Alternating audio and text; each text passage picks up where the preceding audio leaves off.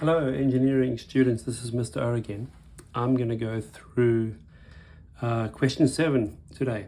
I'm going to move into overhanging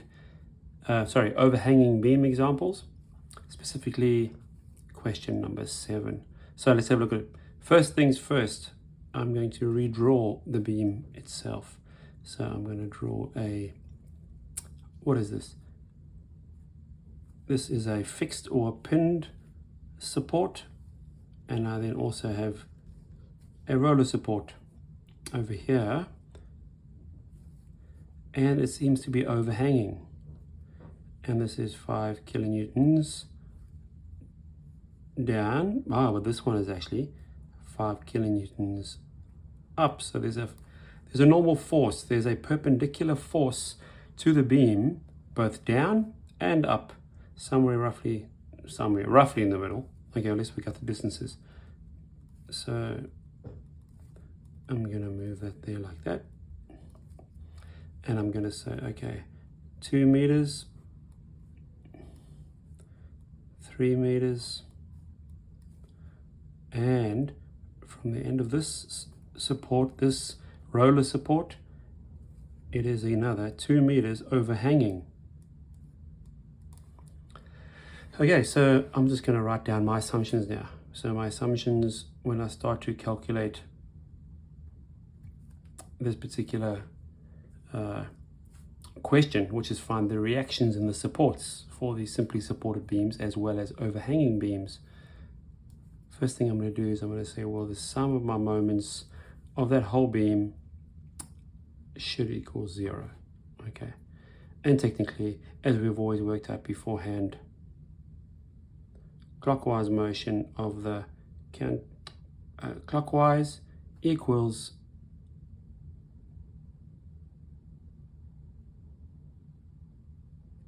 negative. And I think the simpler way I can do this is to say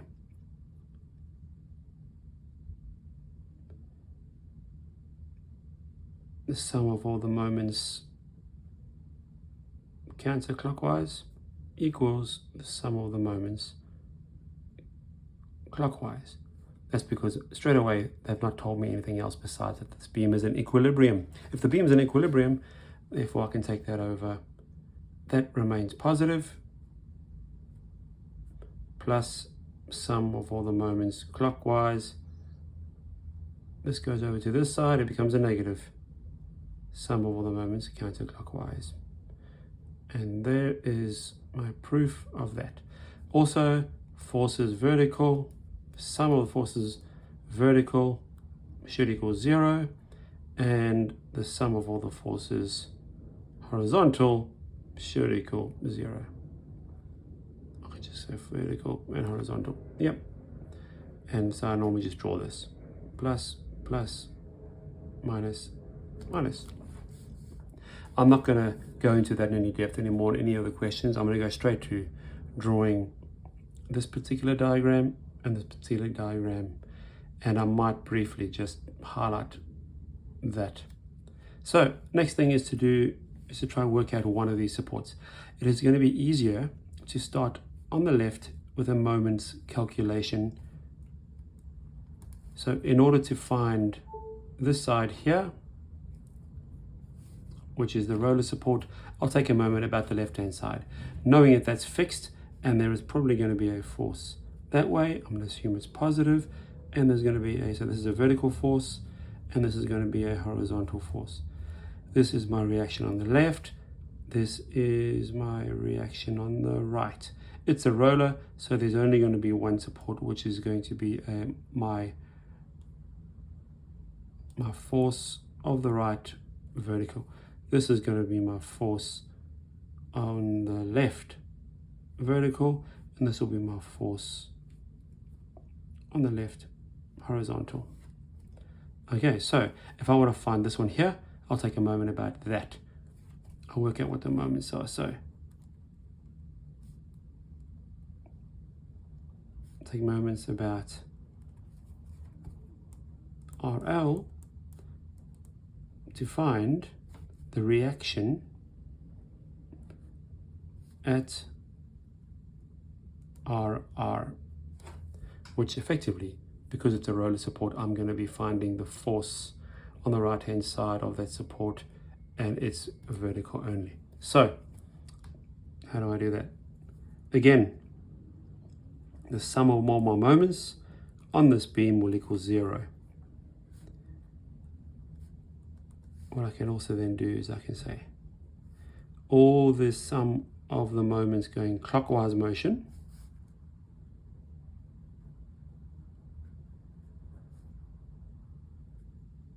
are going to be positive, clockwise.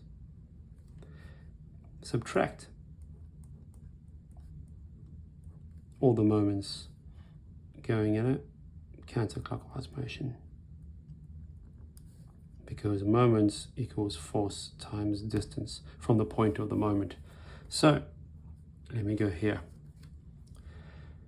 From this point to that force there, that normal force, it is moving upwards, but it will cause this beam to move in a counterclockwise motion. So straight away, that one is going to be a counterclockwise motion.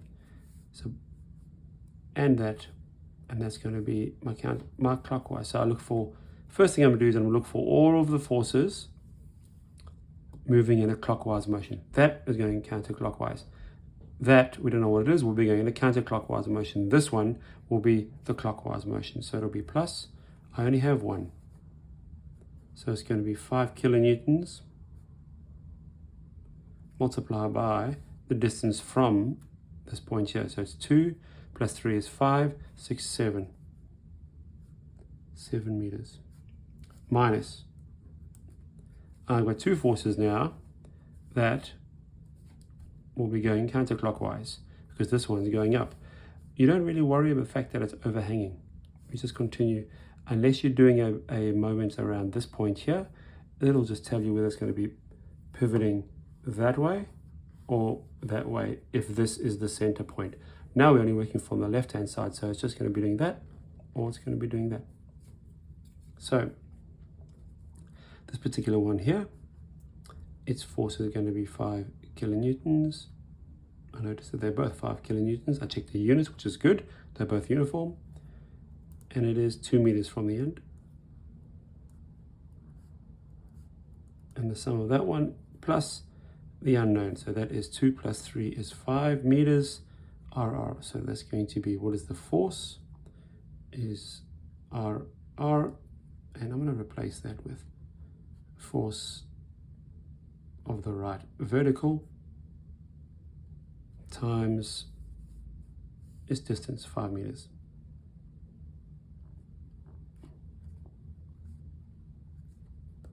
Okay, so what I'm going to do now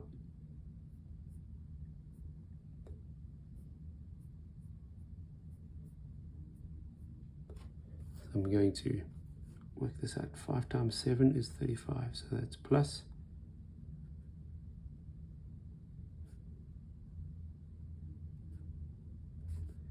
minus 10 kilonewtons per meter plus 5 force RV.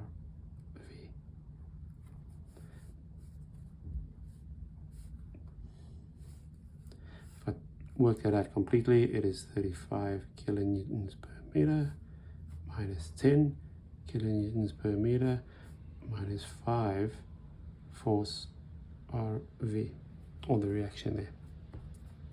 Those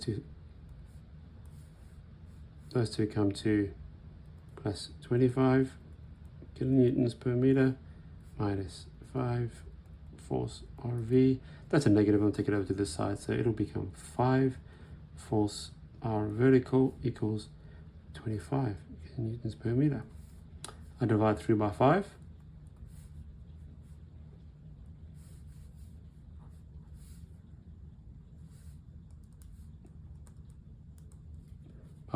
My reaction force at that is 5 kilonewtons per meter upwards.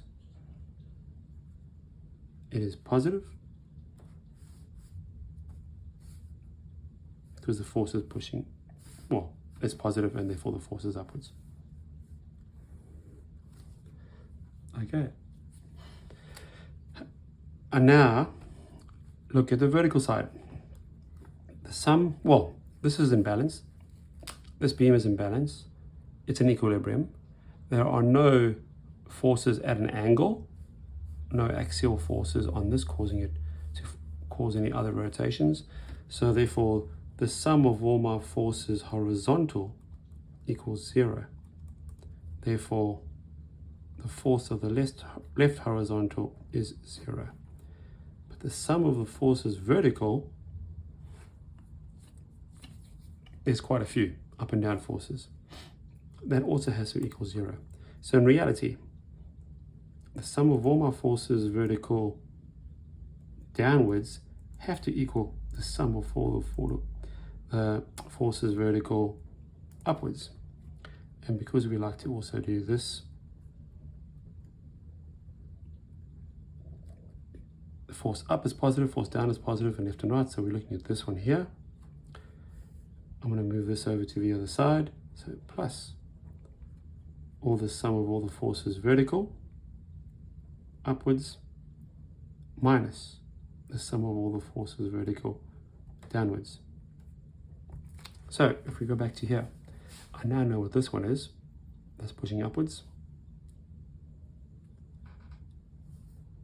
What forces do I have? What forces? So we're going to assume this one's pushing upwards.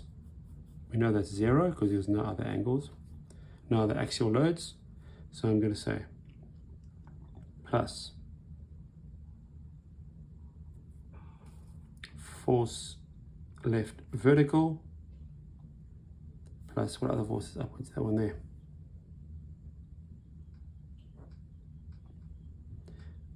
This would be the force of the right vertical, which we've worked out to be 5.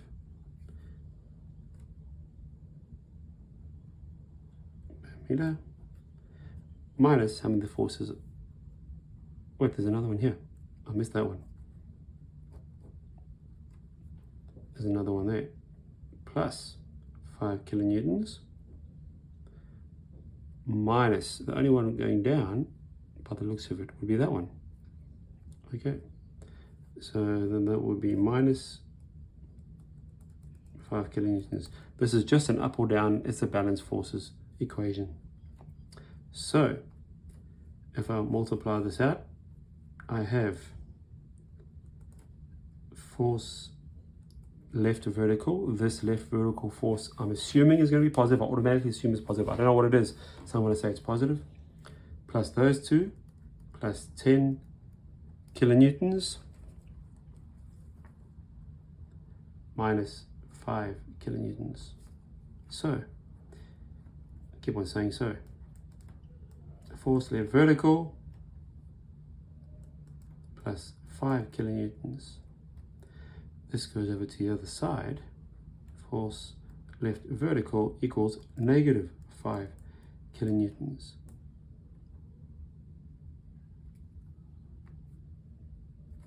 So what that actually means is that force there, I assumed it was positive, but in actual fact, in order for it to be in equilibrium, we get a force down, a force up, a force up. It is actually, that negative sign is telling me that that is actually a downward force. And that's that. I think the quickest way now to prove it is to go all the forces upwards should equal all the forces downwards, which is exactly what I effectively did there. So I'm going to say all the forces upwards, 5 and 5, those two is 10, upwards, downwards 5 and 5, because that's actually this, 5 kilonewtons. The two cancel each other out. The beam is in equilibrium, so that's exactly what it is. So that's it, guys. That's just a simple overhanging beam. Nothing any more special than if it was a normal beam. Just when you do moments, you just make sure that you're pivoting around the point you're taking the moment from. If you're taking the moment around that point there, if that force is causing it to rotate in a counterclockwise or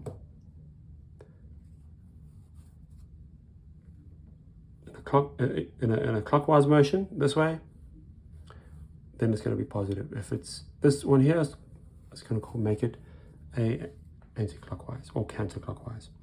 And that's it, guys. There's the answer. Both are actually 5, but this reaction is pushing upwards. This one is pushing downwards, and its horizontal force is 0. I hope it helps.